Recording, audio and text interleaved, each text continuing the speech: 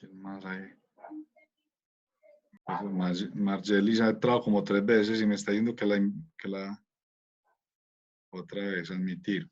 Bueno. Ahora sí me estoy escuchando bien. Ya sí. Sí, ya sí se escucha bien. Yo me doy cuenta que no cuando empiezan todos como con ganas de reírse. Los vende ahí mismo la expresión. Ok. Listo. Les voy a compartir la presentación para que sigamos la presentación.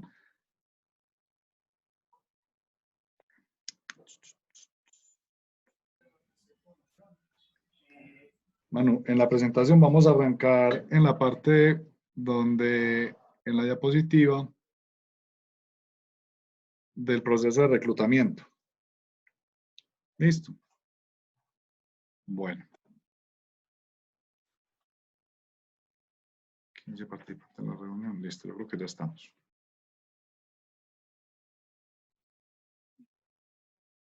Listo, ya nadie más está esperando. Listo. Entonces, ahora sí, les voy a compartir la pantalla. Ok.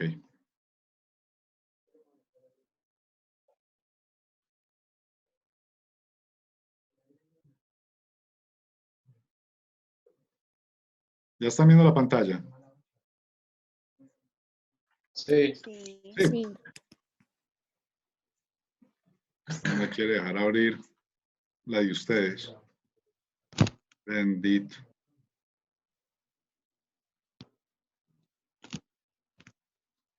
Ok, ahora sí. Bueno, entonces empezamos con el proceso de reclutamiento. Alcanzamos a ver un par de datos acerca del proceso de reclutamiento y selección del talento humano. Vimos que tiene unos pasos que arrancan desde el análisis del cargo, pasa por el reclutamiento de candidatos, luego pasa a la selección y la decisión de la contratación. Ese es el tramo o la secuencia que tiene todo el tema de la cobertura de una vacante en la organización. El SENA incluye el tema de análisis del cargo o su proceso de análisis del cargo dentro del proceso de reclutamiento y selección del personal, porque es importante tener en cuenta que si nosotros no tenemos un análisis del cargo, es altamente probable que el proceso de selección de la organización fracase. Tengo más gente en espera, ¿no? Esta vaina es... Bueno. Entonces, dijimos en la clase pasada que el proceso de reclutamiento consiste en identificar los candidatos que estén capacitados o que estén idóneos para llenar una vacante que tiene la organización, sea una vacante actual o futura. En las empresas que son organizadas para gestionar el talento humano, lo que hacen es que, o lo que logran, es que la cobertura de las vacantes incluso se hace desde antes de que la vacante se genere. Y así debería ser. O sea, si nosotros en la organización tenemos una planeación del talento humano adecuada y organizada, podemos llegar a hacer una gestión desde de las vacancias con anticipación de manera que la empresa no se pare, que los procesos no paren ni sean interrumpidos porque no hay quien los atienda. No sé si me hago entender con esto. Dijimos también que los métodos de reclutamiento son muy variados. Hay muchas maneras de reclutar personas. ¿Cuáles, por ejemplo, conocen ustedes? ¿Qué mecanismos de reclutamiento de talento humano conocen ustedes? Hay muchos. Computrabajo, elempleo.com. ¿Esas son qué? Ah, no, profe, esas me envían a hacer las Externas. Interno y externo. Internas y externas, sí, pero mecanismos o métodos de reclutamiento. Lo que dice Felipe, por ejemplo, es una, que son las plataformas de empleo, ¿cierto? Las plataformas en Internet. Esas son unas. Por ejemplo, periódicos, ¿sí? Avisos clasificados. Ferias. ¿Cómo? En ferias. Ferias de empleo. Claro que sí. Hay muchos mecanismos. Entonces, Los mecanismos realmente no están muy regulados por la ley ni están muy restringidos por la ley, pero sí hay unas limitaciones legales eh, como que tengan que ver básicamente con la ética y la veracidad en, la, en las convocatorias o en el reclutamiento que se está haciendo. Me explico. A una empresa nadie le impide que publique sus vacantes y sus ofertas de trabajo por Internet, o por Facebook, o por, eh, ¿cómo es que se llama esta red social de hojas de vida? Instagram, Twitter, ¿cuál? No, no, mi hijo, de hojas de vida. Se me escapa. Computrabajo, ¿no? No, discúlpenme un momentico y ahora les digo. Bueno, ahorita que me acuerde, vuelvo y les digo. LinkedIn. LinkedIn es una red social exclusivamente para temas laborales, ¿sí? Para temas, es como un Facebook, pero que sirve, ¿sí? Es un Facebook que sirve para conseguir trabajo y trabajo calificado, ¿sí? Para usted mostrarse como profesional o como talento humano en potencia, ¿sí? Y donde las empresas convergen a buscar el talento humano y a ofrecer sus vacantes. Si ustedes no han creado hoja de vida en LinkedIn, les sugiero que lo hagan, ¿sí? Que entren a LinkedIn, lo cacharreen, lo miren, creen su perfil, lo alimenten, ¿sí? Con lo que pide allí. ¿Cómo es LinkedIn? ¿Cómo? Ahorita les pongo el vínculo en el grupo para que ustedes ingresen y generen su perfil. De hecho, con un grupo que yo tuve, que yo creo que era el de Tatiana, cuando vimos evaluación de competencias, creo que hicimos un ejercicio para entrar y mirar cómo se construía la hoja de vida y lo hicimos en clase y todo, pero era presencial y era mucho más fácil. Yo no me quiero imaginar guiar un ejercicio para construir hoja de vida en LinkedIn a través de la red, no es lo que hacemos. Entonces, pero les sugiero que entren y lo miren. Lo que sí exige la ley es que haya ética en esas convocatorias, que sean convocatorias que sean veraces, ¿sí? Que no sean estafas, porque se presenta mucho también falsas convocatorias que lo único que quieren hacer es aprovecharse de las personas, robarles su dinero, ¿sí? O explotarlos. Con eso hay que tener muchísimo cuidado. Y mucho más cuando somos empresas legalmente constituidas, debemos ser muy, muy juiciosos y muy cuidadosos con que nuestros procesos sean transparentes, que sean apegados a la ley y que no vayan a dar una señal equívoca de lo que es la ética en la empresa para la cual estamos haciendo la convocatoria. Bueno, también dijimos entonces, también vimos que las descripciones del puesto, analizadas anteriormente, constituyen un elemento que es esencial para el proceso de reclutamiento en las organizaciones y que proporcionan una información muy relevante, como nos decía Sara ahorita, es una información muy, muy relevante, esos análisis y la descripción del puesto, para quienes están haciendo el proceso de selección, tener más claro cuál es el perfil que debe tener el talento que estamos buscando. O sea, yo con la descripción del cargo puedo elaborar un perfil ocupacional, ¿sí?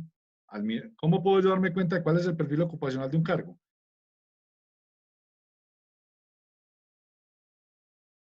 O las competencias específicas. Con la descripción, ¿no? Con la descripción. Cuando yo veo qué tareas debe ejecutar la persona que vaya a ocupar ese cargo, entonces me voy a dar cuenta de cuáles serían las competencias de qué tipo.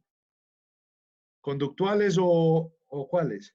Funcionales. Las funcionales.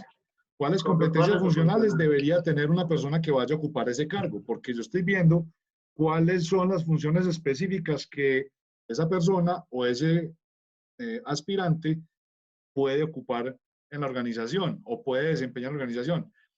Y también puedo ver de una vez cuáles pueden ser las competencias, cuáles las otras, las del comportamiento. ¿Sí se acuerdan? ¿Cómo se llaman? Conductuales. Las conductuales, ¿sí? Que estén asociadas o que más se ajusten a la descripción que el cargo tiene. Entonces, si me están hablando de un cargo donde va a estar una persona trabajando sola, no es trabajo en equipo, sino en un ambiente de trabajo aislado, que requiere mucha concentración, que son tareas de alto riesgo, ¿sí? Como por ejemplo, cuando vamos a buscar un liniero para EPM, que son los señores que se suben a las torres de energía a tirar esos cables o a reparar cables energizados, la descripción del cargo inmediatamente me va a orientar a que el talento humano que yo vaya a vincular para ese cargo tenga unos conocimientos específicos, unas competencias específicas, no en lo conductual, sino en lo que conductuales sí. Ya les vuelvo a preguntar porque lo acabaron de decir, ya lo olvidó. Funcionales. Funcionales. Funcionales, Funcionales y conductuales. sí. Entonces, ese cargo, por el tipo de desempeño que requiere, entonces inmediatamente yo podría observar en el análisis del cargo que las personas que vayan a trabajar allí van a requerir muchísima concentración porque tienen en riesgo su vida. Son tareas de altísimo nivel de riesgo. Van a trabajar en alturas, van a manejar estrés laboral y físico bastante alto, bastante demandante. Entonces, me está dando unas pautas de ese cargo que me dicen que las personas que van a trabajar allá deberían estar físicamente muy bien preparadas, ¿sí? Que sean personas fuertes, resistentes al trabajo a la intemperie, que no tengan fobia a las alturas y algunas conductuales como por ejemplo que no sean personas dispersas ni dadas ¿cómo se dice? ¿Cómo se le dice a las personas que charlan mucho? ¿Sí? Dispersas. ¿Sí? Charlatanes. Que tienen que ser personas muy enfocadas en la tarea, porque imagínense alguien por allá a 40 metros de altura, trabajando sobre dos líneas de 110.000 voltios y jugando y tirando de cositas con el de abajo, ¿cierto? Porque los Una volúmenes persona muy concentrada. que termina frito allá arriba, con toda seguridad, o se mata o se cae allá. Entonces, la descripción del cargo inmediatamente orienta a los reclutadores hacia qué tipo de talento deben llevar a la organización. Normalmente, todos los reclutadores entonces identifican cuál es la vacante o las vacantes que se deben cubrir en la organización en el mediano plazo o en el corto plazo a través de la planeación del talento humano. Eso, como decíamos en clases anteriores, es más bien escaso en las organizaciones hoy en día. Tienen que ser organizaciones grandecitas que tengan buen recurso o buenas cantidad de personas o a quien asignarles las tareas en la gestión del talento humano para que hagan planeación. Si no, entonces los reclutadores responden básicamente a una necesidad inmediata en una organización. O sea, buscan gente, gestionan la cobertura de la vacante, pues cuando ya no hay quien la cubra, cuando ya no hay alguien en ese cargo, que no debería ser así. Y van a hacer énfasis tanto en las necesidades del puesto como en las características de la persona cuando se haga ese reclutamiento, poniéndose en contacto con el gerente o con el solicitante del cargo. O sea, cuando vamos a arrancar a hacer un proceso de selección, hacer reclutamiento, entonces vamos a tener dos fuentes posibles de información para esa vacante. Una es el proceso de planeación del talento humano, si lo hay, si lo hay. Y la otra sería pues, el requeridor directo del cargo si no hay una planeación. Cuando hay gestión del talento humano, cuando hay una gerencia del talento humano, se supone que debería siempre ser gestión humana la que haga la solicitud de cubrir una vacante o de iniciar un proceso de reclutamiento. Bueno, cuando se va a hacer un ejercicio de reclutamiento, los reclutadores deben considerar el entorno en el que se van a mover. ¿Cómo a qué se referirá eso? Si ustedes van a hacer un proceso de selección y van a ser reclutadores y les estamos diciendo que deben considerar el entorno en el que se van a mover, ¿cómo a qué les suena a ustedes eso? ¿Cómo lo entienden? Nosotros normalmente cuando hablamos de entorno, dime Margis. El ambiente donde va a trabajar la persona. Donde se van a mover los reclutadores. Ojo pues, me parece bacano que Margis haga ese apunte porque normalmente cuando nosotros hablamos de entorno, inmediatamente nos fijamos en la mente algo que tiene que ver con un lugar físico, o sea, con un ambiente externo físico. Entonces estamos pensando en la calle o en otras empresas, ¿cierto? Pero cuando hablamos del entorno, estamos hablando más allá de eso. Mire, los elementos más importantes que influyen en el entorno son la disponibilidad interna y externa de recurso humano. Entonces, no estoy hablando de un lugar físico como tal, estoy hablando desde el mercado laboral. Por ejemplo, ¿cómo se encuentra el mercado laboral hoy? Eso hace parte de mi entorno como reclutador, ¿sí? Que son cosas que están alrededor nuestro, ¿sí? Pero no necesariamente son físicas. Entonces yo, por ejemplo, en este momento, si alguien necesita empleados, ¿será fácil o difícil conseguir? Fácil. Fácil, porque hay mucha oferta de mano de obra, porque el mercado se contrajo y pues hubo gente, muchísima gente a la que le terminaron su contrato, ¿sí? Entonces debe haber mano de obra, tanto calificada como no calificada, disponible. Disponible, debe haber mucha mano de obra disponible y en el mediano plazo creería uno que va a haber más, ¿cierto? Tener en cuenta políticas de la compañía. Eso era parte del entorno. Sí, ahí estamos diciendo que sí. Las Ve, políticas porque de es la que ahí compañía. se habla de las políticas, pues en cuanto al entorno, ¿cierto? Sí, Según los elementos pues que nos están diciendo en la diapositiva, es que todos los reclutadores, nosotros que vamos a ser reclutadores nos debemos de mover directamente. Por ejemplo, si vamos a contratar personas para una obra, debemos de movernos dentro de la disponibilidad de la obra, las políticas de la obra, qué planes hace la obra para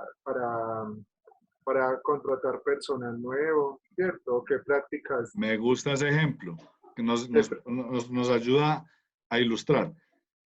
Felipe hace parte de una constructora que va a levantar un edificio aquí en Caldas y van a empezar construcción dentro de 4 meses o dentro de 3 meses. Y entonces hay que empezar a armar el equipo de trabajo que va a construir ese edificio y que incluye personal administrativo, personal operativo, o sea, ayudantes, oficiales, ¿sí? Y personal técnico, los ingenieros, los arquitectos y no sé qué, ¿cierto? Cuando estamos hablando de que nosotros como reclutadores debemos fijarnos muy bien en el entorno en el que nos vamos a mover, entonces ya, si yo sé que voy a hacer un proceso de selección en un mes y medio, yo debería estar analizando, bueno, por ejemplo, disponibilidad interna y externa de recursos. Bueno, nosotros tenemos gente contratada actualmente que puede atender esa construcción de ese edificio o nos va a tocar traerla. O sea, ¿tenemos recursos nosotros o no lo tenemos? Ah, bueno, tenemos unos, pero nos faltan otros. Listo. ¿Cuáles nos faltan y cuáles son los cargos? Ah, es que nos está haciendo falta un arquitecto, 2 ingenieros estructurales, un ingeniero ambiental, no sé. Entonces, como reclutadores empezamos a preguntarnos, bueno, no los tenemos aquí, nos va a tocar salir a buscarlos al mercado. ¿Cómo está el mercado hoy día en términos de, pues, estamos en alta demanda, hay alta oferta, cómo estará, por ejemplo, el tema en Caldas, ¿sí? Hemos hecho algún sondeo o hay que empezar a hacerlo a ver si conseguimos personal de allá mismo del municipio. Políticas de la compañía, bueno, nosotros, ¿qué políticas tenemos con respecto a la contratación, pues al reclutamiento y la selección de personal? Las políticas ustedes ya las vieron, ¿sí? ¿Qué hemos hecho nosotros para mantener el personal? ¿Será que sí tenemos? ¿Será que no tenemos? Los que no están, ¿por qué se fueron? ¿Cómo vamos a hacer el reclutamiento? ¿Sí? ¿Qué tanta población hay en ese municipio? ¿Será fácil o difícil conseguir tantos trabajadores? ¿Cómo, por ejemplo, se van a transportar las personas para allá? Si no, si no, por ejemplo, les voy a poner un ejemplo. Nosotros estuvimos buscando un ingeniero para que hiciera una interventoría en un pueblito que se llama Angostura. Yo creo que ustedes lo conocen, que es de donde es el padre Marianito. Para hacer una interventoría en un trabajo que estábamos haciendo en una central que se llama Dolores. Y adivinen por qué se llama Dolores esa central.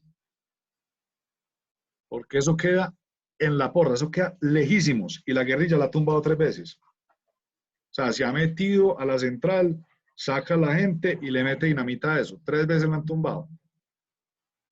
Y entonces allá no quería ir nadie a hacer la interventoría. Porque por esos días, casualmente, cuando necesitábamos la interventoría, por esos días fue que eso queda geográficamente muy cerca a un territorio en Yarumal, de donde se llevaron unos geólogos, la guerrilla, y los asesinó hace como 6 meses. Que la guerrilla fue y secuestró unos geólogos que estaban haciendo un trabajo para una mina, los secuestró y los mató. Esa central, esa subestación y esa central donde necesitamos hacer el trabajo, queda muy cerca de esa zona. Y en el mercado de los ingenieros, de los interventores, ya esa noticia estaba rodando y la gente decía, no, yo para no voy. O sea, así el sueldo fuera bueno, la gente no se presentaba y tuvimos serias dificultades para conseguir un interventor para esa hora por la situación que se estaba presentando en ese momento. Entonces, ese tipo de cosas son las que deben los reclutadores considerar cuando hablamos de que deben analizar el entorno en el que se van a mover. Por ejemplo, hace, ¿qué? 6, 7 meses, conseguir una gente que fuera a trabajar en obras de construcción a Bello era muy difícil. ¿Por qué? Porque en Bello, hace 6 o 7 meses, todos los días eran 2 o 3 muertos, balaceras en la calle. Es más, a un primo mío le pegaron un tiro en una nalga trabajando por allá en una obra de oficial de construcción y estaba trabajando y pasaron dando bala y él en su trabajo, allá le pegaron un disparo, sin tener nada que ver. Entonces, esas situaciones del entorno en el cual se va a mover todo el equipo reclutador o la empresa para la cual estamos haciendo el reclutamiento, intervienen o interfieren en la posibilidad de hacer un proceso de selección eficiente y con buenos resultados. A ver, aquí alguien más está en sala de espera. ¿No he visto? Sala de espera. No. Ok.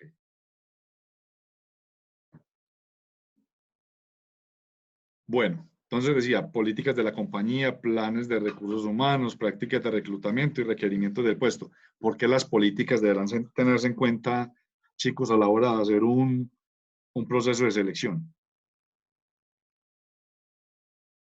¿Se acuerdan que cuando estábamos viendo las políticas, nosotros podíamos decir que vimos que una de las políticas eran las políticas de provisión, ¿cierto? Y que en las políticas de provisión, por ejemplo, una empresa podía tener por política prohibido que trabajaran en la misma empresa 2 familiares. Si yo como reclutador no miro cuáles son esas políticas y arranco a hacer un proceso de selección, puedo llegar a que el puesto se lo gane una persona que no puede trabajar con nosotros por políticas. ¿Sí? O que la empresa, por ejemplo, diga que por políticas una persona que haya pagado cárcel o que haya sido condenada por delitos de corrupción no puede trabajar con la empresa, que las hay. Las hay. Hay empresas que tienen ese tipo de políticas, porque pues, allá ellos. Pero puede suceder y que una persona sea totalmente idónea, que tenga las competencias, que Y cuando llegamos a la parte de la contratación, nos digan que no puede porque por políticas definieron eso. Hay entidades, pues yo no sé si se da decir, pero hay, por ejemplo, entidades bancarias que no contrataban negritos. Yo les dije a ustedes en una clase, vaya busque un cajero negro en Bancolombia, pues. Vaya búsquelo. O tatuado. No, sino todas pálidas y pálidas. No, no, sino monas. Chiviadas, pero monas todas. Ya después empezaron a contratar otras que ya no eran monas porque es que les empezaron a hacer demasiada mala publicidad con eso a ese banco. Pero vaya busque usted pues un negrito, un niche. Vaya búsquelo atendiendo en las cajas de Bancolombia. Si encuentra uno, no encuentra 2. Y eso son políticas de la organización. O vaya busque un tatuado. Yo les cuento, yo estuve en un proceso de selección hace como casi 11 años para sugerente de oficina en Bancolombia. Pasé todos los filtros y cuando me vieron el tatuaje hasta ahí llegué. Y ya estaba en el último proceso, yo ya estaba para el otro lado. Y me les había tapado el tatuaje todo el proceso y cuando me lo vieron, el tatuaje que tengo aquí en la mano, ya es que no era idóneo por el tatuaje. ¿Por qué? Políticas de la organización. Entonces, por eso es que nos hacen esta advertencia aquí, es que como reclutadores debemos estar muy conscientes de todo el entorno que incluye estos elementos que son, y algunos otros, pero estos son como los más importantes que influyen en el entorno. Disponibilidad del talento humano, políticas de la compañía, planes de talento humano, prácticas de reclutamiento y requerimientos del puesto. Si tenemos en cuenta esos elementos, es altamente probable que tengamos un proceso de selección exitoso. A ver, yo veo aquí cómo estamos de tiempo. Ay, yo no estoy grabando. No, no estoy grabando. Sí, Sí. Profe, ahí aparece que está grabando. Ah, ¿y por qué no me muestra el tiempo de grabación? Bueno, cuando nos saquen, no nos avisa. Límites y desafíos de todo el tema de, de reclutamiento. Hasta aquí van preguntas, chicos y chicas. Juan, sí. Me encanta que me hagan ¿A qué es preguntas. ¿a qué es que se refieren las prácticas de reclutamiento específicamente? Las prácticas de reclutamiento. Estas. Sí, Bueno, sí. a cómo hacemos el reclutamiento nosotros en la organización. Me explico. Si debemos definir con anticipación cuáles van a ser los mecanismos de reclutamiento que vamos a utilizar, ¿sí? No llegar a improvisar. Si vamos a hacer un proceso de selección, ¿qué pasó? Si vamos a llegar a hacer un proceso de selección, nosotros debemos tener claro cuáles van a ser los mecanismos de reclutamiento y selección del personal y planear ese reclutamiento y esa selección, ya siendo conscientes de cuáles van a ser esas prácticas que vamos a usar. Si vamos a buscar o vamos a hacer la publicidad a través de las plataformas de las que nos hablaba Felipe ahorita, Computrabajo o no sé qué, ¿cuáles son las otras? Computrabajo, Empleo.com, LinkedIn. la que usted dijo. Profe, entonces, ¿qué diferencia tendría con los planes de recursos Los humanos? planes, acuérdense chicos, y eso, me encanta que pregunten eso porque ¿quién tenía claro eso? Los demás, supongo yo. Bueno, recuerden que los planes de talento humano o el plan de gestión del talento humano, como su nombre lo indica, es un plan que debería ser la organización donde considere en el mediano plazo, por lo menos, cuáles van a ser las necesidades que la empresa va a tener en términos de su talento humano. ¿Qué competencias va a requerir en el mediano plazo? ¿Qué talento específicamente va a requerir para planearse y no esperar a que la vacante o el vacío en un proceso se genere y no tener tiempo de reaccionar y de buscarlo adecuadamente o de formarlo al interior de la organización? Recuerden el ejemplo que poníamos con lo que está pasando en el área en la que yo trabajo, donde PM ya está incursionando de manera importante en la generación de energía eólica y fotovoltaica, o sea, a través de paneles solares o a través de turbinas estas que se mueven con viento. Los ingenieros de PM tienen altas competencias, son altamente calificados en generación de energía a través de embalses, ¿sí? de termoeléctricas, pero en fotovoltaica y en eólica no tenemos bien desarrolladas las competencias. Entonces, ¿qué pasa? En el plan de gestión del talento humano que nosotros estamos haciendo, ya sabemos que de aquí a 2 años y medio, 3 años, necesitamos unos ingenieros que tengan competencias desarrolladas en este tipo de trabajos.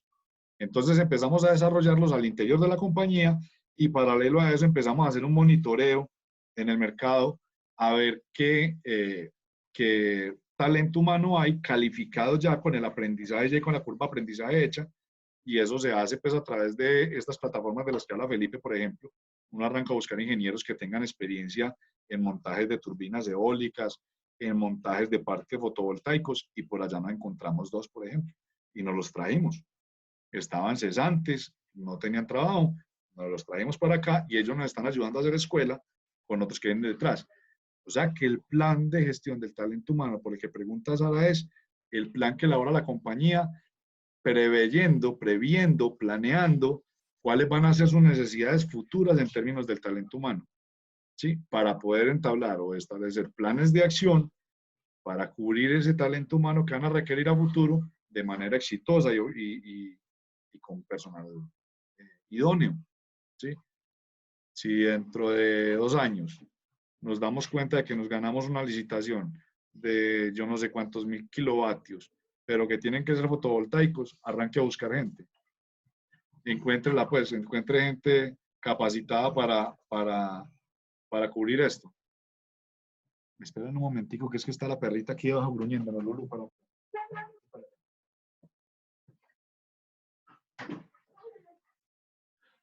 Que se hace aquí debajo y parece un tigre.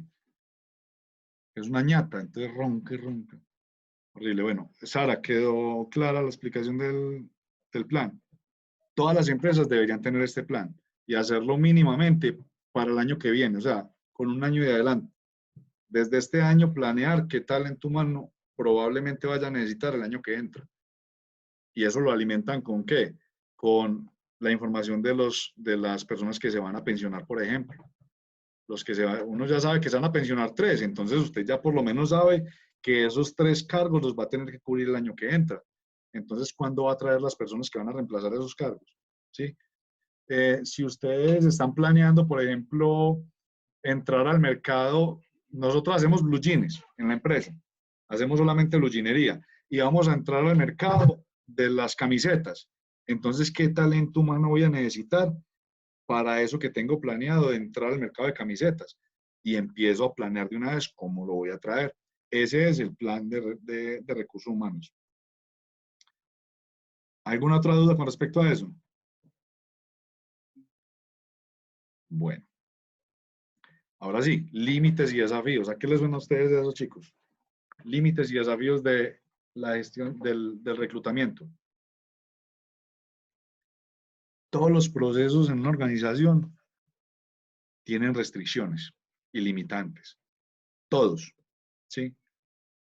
Y es labor nuestra como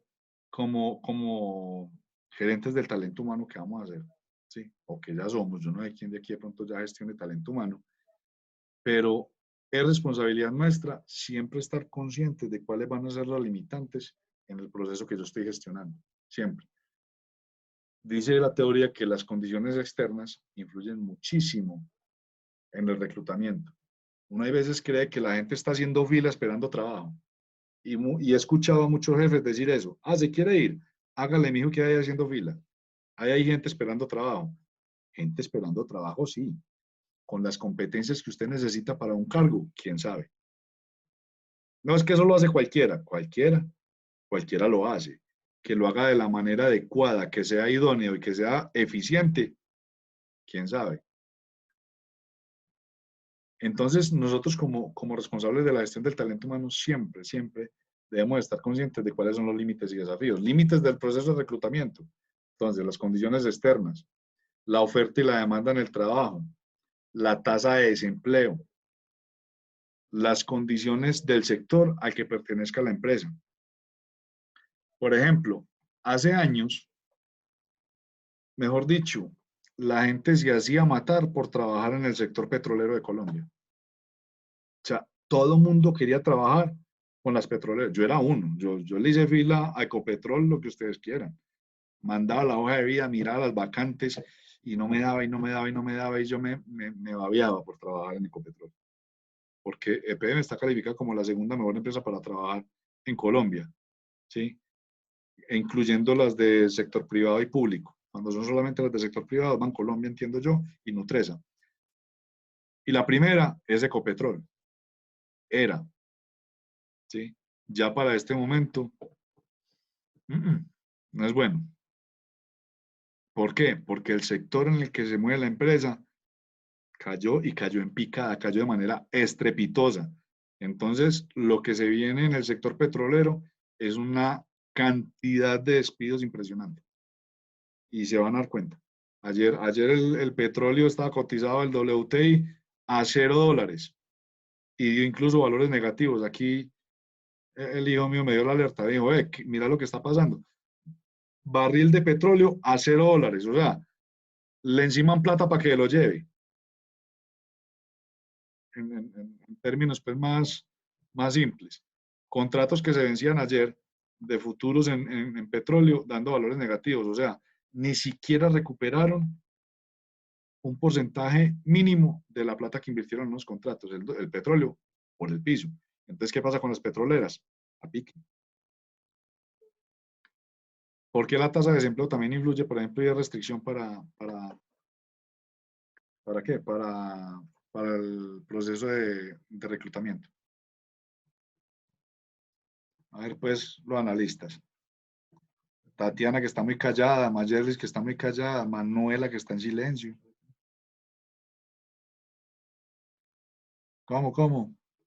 A ver, los Profe, veo. ¿nos puede repetir la pregunta, ¿Por qué por favor? por qué la tasa de desempleo es una limitante o un límite, una restricción para el proceso de reclutamiento? Ya me estoy oyendo borracho, ¿cierto? Horrible.